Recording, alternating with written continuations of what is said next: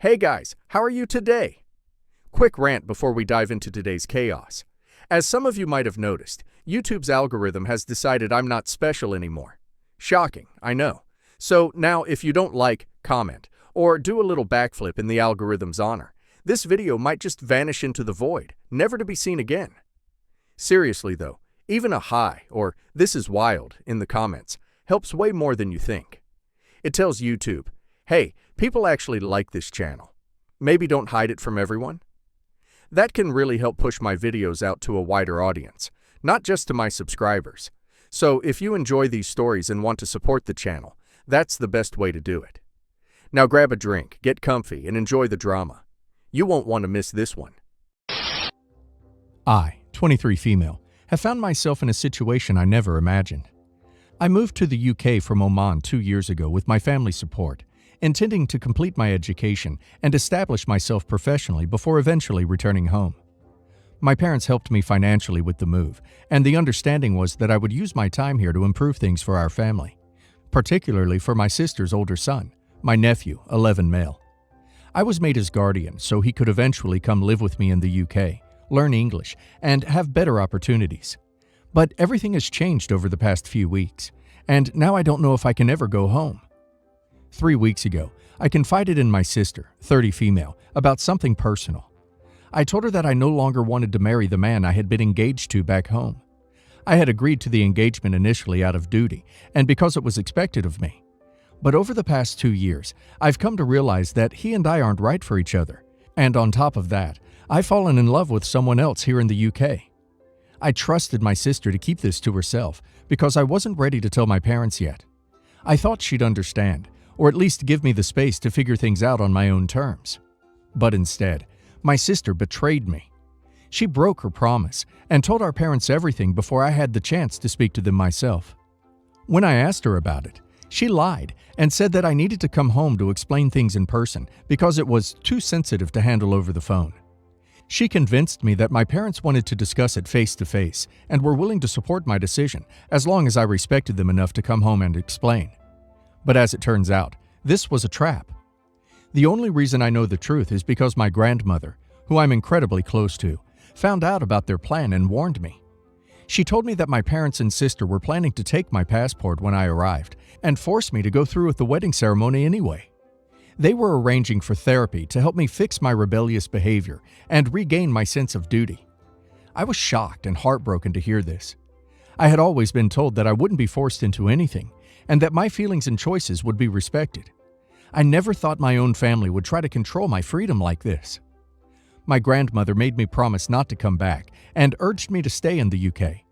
She told me it was no longer safe for me to return if they were willing to go to these lengths to control me.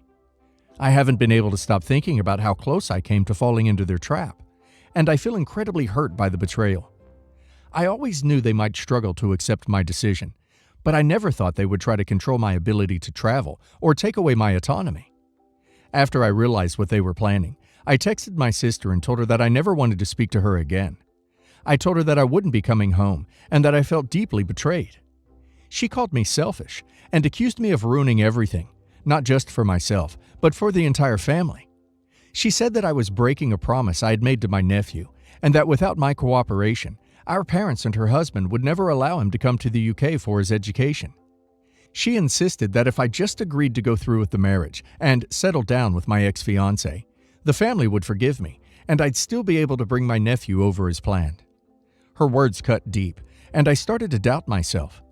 The plan for my nephew to join me in the UK has always been something I looked forward to, and it's something I know would open doors for him.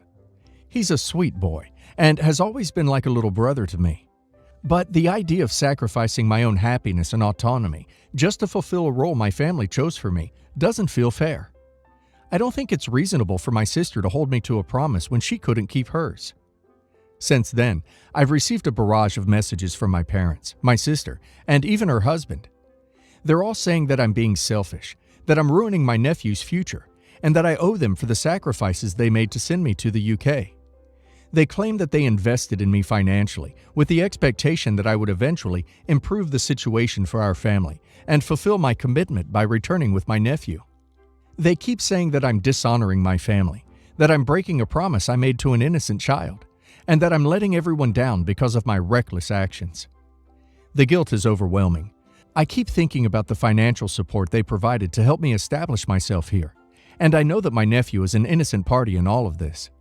But at the same time, I feel that it's unfair for my sister to hold me to a commitment she manipulated me into making. I can't help but feel that she's the one who created this mess by breaking my trust and trying to trap me in a marriage I no longer want. If she had respected my choice and given me time to approach my parents on my own terms, maybe things would have turned out differently. I'm torn. Part of me wonders if I should go back to fix things, even if it means putting my own happiness and freedom on the line, just to ensure my nephew gets the opportunities he deserves. But the other part of me knows that going back would mean sacrificing everything I've built for myself, and I'd be doing it for people who clearly don't have my best interest at heart. Reddit. Would I be the a-hole if I refuse to go home and honor my commitment, even if it means my nephew might lose his chance at a better future? OP's family made the choice to manipulate and deceive OP. They don't get to demand OP sacrifices her life and happiness for them, especially after they broke her trust. It sounds like they see OP more as a resource than as a person. OP doesn't owe them her freedom or her future. And now let's hear the community's opinion. Absolutely not the a-hole. Your nephew's future is not your responsibility, and it's unfair for them to make it sound like it is. They're using guilt and manipulation to control you. Stand your ground and protect yourself. Your family betrayed you, and you don't have to throw your life away for their expectations. Your family is being incredibly manipulative. They invested in you because they wanted to control you. They see you as a pawn in their plans, rather than as a person with your own desires and needs. Stay in the UK and build the life you want. You don't owe them your autonomy. Not the a-hole. The fact they were willing to trick you into coming home so they could trap you in a marriage is deeply disturbing. Your sister broke her promise and then has the audacity to guilt-trip you into fulfilling your end of the deal? Stay where you're safe and prioritize your own happiness. Update. After spending the past few days reflecting, I realized that returning home would mean walking into a trap I might never escape from. My family's actions have shown me that they view me as a means to an end, not as an individual with her own life and choices. My sister broke my trust, and my parents showed their true colors by trying to manipulate me into a life I don't want. I refuse to sacrifice my happiness and autonomy to meet their expectations. In light of everything, I've decided not to go home. I sent a message to my family explaining my feelings clearly, outlining how hurt and betrayed I felt by their actions. I told them that I won't be coming back to fulfill any commitment, especially after my sister's betrayal.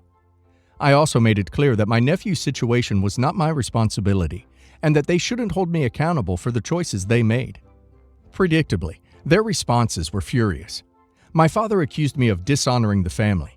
My sister doubled down on calling me selfish, and my mother begged me to come back, saying it was the only way to make things right. I've since muted their messages and decided to go low contact. If they can't respect my decision, I don't think engaging with them further will lead to anything positive. On a positive note, my grandmother has been incredibly supportive. She stood by me through this entire ordeal, reminding me that I deserve to live my own life and choose my own path. She's encouraged me to stay true to myself, and knowing I have her support has made a huge difference. She's even mentioned the possibility of visiting me in the UK someday, which fills me with so much joy and hope. As for my nephew, I feel sad for him, but I know this situation isn't my fault. I can only hope that, as he grows up, he'll understand that the family's choices are their responsibility, not mine. He deserves opportunities, but it's unfair of my family to make me feel solely responsible for his future. I'm committed to building a life here in the UK that reflects my values and dreams, not the expectations they tried to force on me. I, 40 female, have a first cousin, 34 male, who doesn't work. He used to be a night desk attendant at a small local hotel, but the hotel closed, owner died, descendants decided to sell the property. He has refused to seek work since then. He says that most entry-level jobs that he will consider, he won't work for mega corporations for ethical reasons, which I do understand, either require customer service skills, which he doesn't have and doesn't want to learn, his words, or else are really boring. He was offered a stockroom-type job at a mom-and-pop tortilla factory, but he thought it would be intellectually unstimulating. His exact words were, "I just don't want to have a job. It doesn't seem like it would fulfill me." When asked what he wants to do with his life, he says he wants to be a published novelist. He has written a few novels and a bunch of short stories, and honestly, they aren't bad. I've read them and found them enjoyable. It's not likely to be sustainable as a career. The overwhelming majority of published authors either have a day job or a traditionally employed spouse because fiction writing isn't lucrative. But he's not bad at it. So obviously, the question is, why the duck is any of this your business? When he was telling me this, unpromoted, I did not ask about his career thoughts. He volunteered it. He said that his parents would keep supporting him until he became a successful novelist, and if they became unable to do so, passed away or didn't have the money to do it, the family could keep supporting him. At this point I said, what? Because most of our family, is blue or pink collar. We don't have huge investments to tap. For example, my parents are military, enlisted, not officer. His aunt is an elementary school teacher. His other aunt does admin work for a local restaurant chain, etc. He said, "Well, you make good money." I thought he was joking and started to laugh. I do make decent money. I went to college for engineering on a scholarship. He's not wrong. But financially supporting my younger cousin for the rest of my life is not what I have any intention of doing with that money. Honestly, since I'm infertile, what I intend to do with that money is adopt and then support a child of my own, as adoption isn't cheap. He was deeply offended and said that since I am privileged financially, that I need to be ready to support him when his parents' money runs out. I said that that was frankly delusional, given that he can work, he just doesn't want to. He said that it was wrong of me to laugh at him and that I was acting like a one-percenter. Your cousin is delusional and entitled. You have no responsibility to support his lazy lifestyle. Tell him you're offended, that he expects to be kept in comfort off of your blood, sweat, and tears. Whatever your plans are with your income are not his business. Not the a-hole. Not the a-hole. He's not just delusional. He's entitled, selfish, and lazy. His life choices are not your responsibility, nor anyone else's. It's incredibly out of line for him to even think you owe him lifelong financial support because he thinks he's above working, which is ironic, given he made the one-percenter insult. Let him learn the hard way. Not the a-hole. You're not privileged financially. You're working and he's not. You owe him nothing.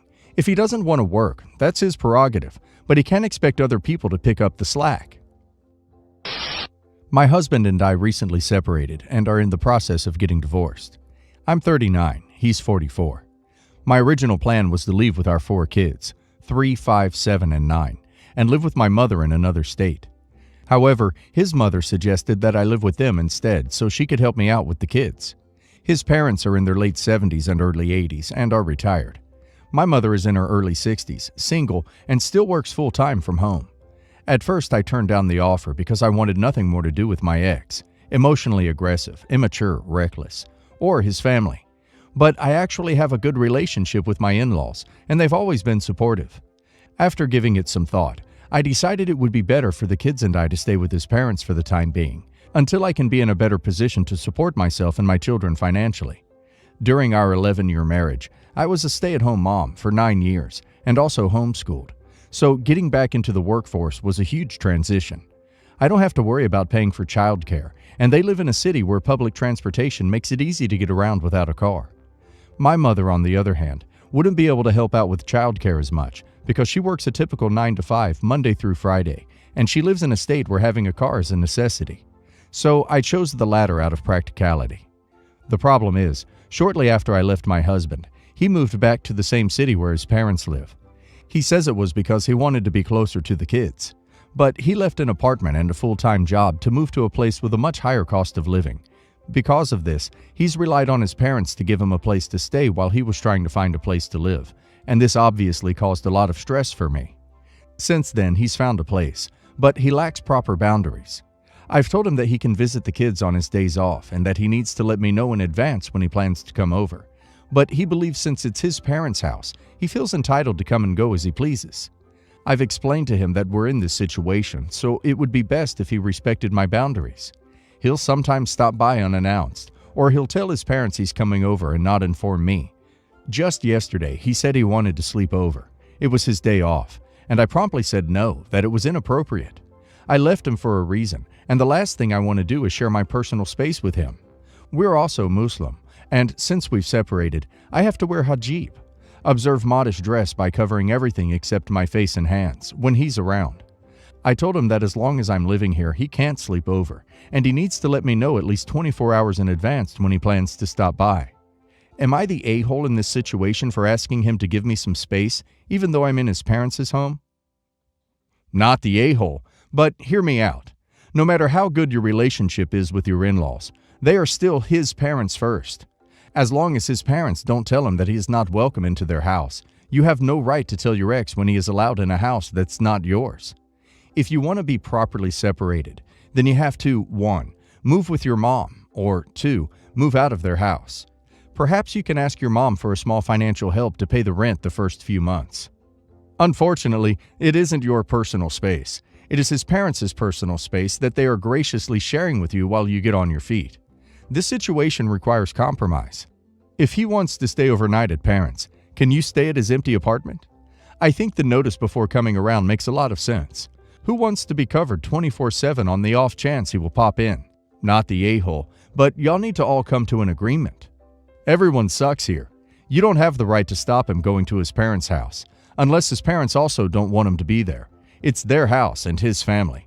Whilst I get your reasoning, it seems like a terrible idea and puts his parents in a terrible situation with their own son. I, female 27, met my husband Roger, male 25, 5 years ago at college, and we started dating, meeting each other's families and friends, and getting married last year. One of Roger's best friends is Camilla, female 26, as they met junior year of high school. Roger had unreturned feelings for Camilla for like over 2 years before he got over her. 5 months later is when he met me. I'd be lying if I said I didn't have my issues and insecurities with Camilla in the beginning. I was already wary of Roger's previous feelings, and Camilla rarely ever tried to initiate conversation and just acted nervous with me. On top of that, Camilla acted touchy with Roger, hands around waist during photos or bops on the head or shoulder. And while she's touchy with all her friends, it felt hella inappropriate and disrespectful. I politely asked Camilla to stop, and she apologized but got defensive. An argument happened, and we were always on iffy to okay terms after that. Our friends all knew it too. Roger assured me he loved me and had no feelings for Camilla, and I continued to trust him after that. Over a year ago, Camilla got engaged to her boyfriend of now 3 years, Lucas, male 26. However, my parents announced a month ago that they planned and paid for a surprise visit for the family to go to New York in early September. My dad is going down there to meet some college friends, and he figured it'd be fun for everyone to go down that weekend. Excited, I told Roger last night we had to go, but he reminded me that Camilla's wedding was that weekend. Roger said he and Camilla and their friends also wanted to watch season 5 of some show called Cobra Kai, and that he had already told her we would both go. Frustrated, I told Roger that I was already willing to go in the first place, despite the fact that Camilla and I don't get along, and I was only doing it for him. I knew how much of a history the two had and how close they stayed, so I genuinely did understand. However, I told Roger that family commitments have to come first, and that he can't disrespect me and my family by turning this trip down. Roger said that he was sorry, but Camilla's been there for him since they were teenagers, and that he didn't want to miss the special day of one of his best friends getting married. I cried a little, as it seemed he was prioritizing this one girl he knows gets under my skin over his own wife and in-laws. This led to a really bad fight, and Roger packed his bag and left the house. My parents respect Roger's decision, but my brother and sister-in-law agree with me that Roger should come. My friends are split on this, and Roger's been staying at a buddy's house since last night. Some of Roger's friends have texted me that I'm being unreasonable and selfish, but Camilla and Lucas have not said anything to me. Am I the a-hole? Sorry, but yes, the a-hole. Roger can't be expected to cancel a long-standing invitation to go on a trip with your parents, and it's really unreasonable for you to try and insist that he should. This is not a family commitment. It's a trip that was only thought of a month ago. Etiquette-wise, you just can't cancel a prior arrangement like a wedding unless it's unavoidable. This is not that situation. The fact you don't like Camilla is completely irrelevant. You need to grow up a little. Yes, the a-hole. This sounds a lot less like it's about a family commitment and a lot more like it's about your own personal victories, particularly against Camilla. I think you're already beginning to learn this for yourself. When you initiate me versus her against a long-term friend because of your jealousy, then you will lose. The fact that your husband sticks to his commitments when he makes them and doesn't abandon his friends is admirable. He deserves respect, which is something you didn't give him when you trampled all over what was important to him. Good luck trying to save your marriage. Yes, the a-hole. You, as a family unit, committed to go to Camila's wedding before your father conveniently invited you on a work trip. You committed your husband to something without even asking him, knowing full well that you already had plans for that weekend. How are you not the a-hole here? I hope Roger goes to the wedding alone, because you honestly sound like a wet blanket. I'm sure Camila would also prefer that you not attend, not because she is after your husband, but because you are a complete jerk. Edit. People need to stop assuming this has to do with my insecurities or dislike of Camila and her friendship with Roger. I've already admitted to being insecure in the beginning, before Roger and I talked about it. But regardless, Camila still gave me reasons to be sussed out with the things I described in my post. It's my family over this one girl that I'm on iffy terms with. Anyone in my situation would prioritize the former. I understand why Roger is upset, but he needs to see my point of view more, and I've been trying to see his. Also, side note, but thanks to those who told me that I mixed Roger and Lucas's names up a few times. Edit 2. It seems a majority of people think I'm the a-hole here. A few understand where I'm coming from, and I appreciate that. But the past several hours have been a lot of reflecting and thinking for me. But at the same time, I feel like a lot of people are forgetting I'm still a human being with feelings and flaws. I do sincerely trust Roger, and I know he wouldn't cheat. But even then, something always seems to be slightly off with Camila. Maybe it's because she'll barely talk to me, or because some mutual friends have cracked jokes about the feud. I don't know. Could I be handling all this better? I mean, yeah.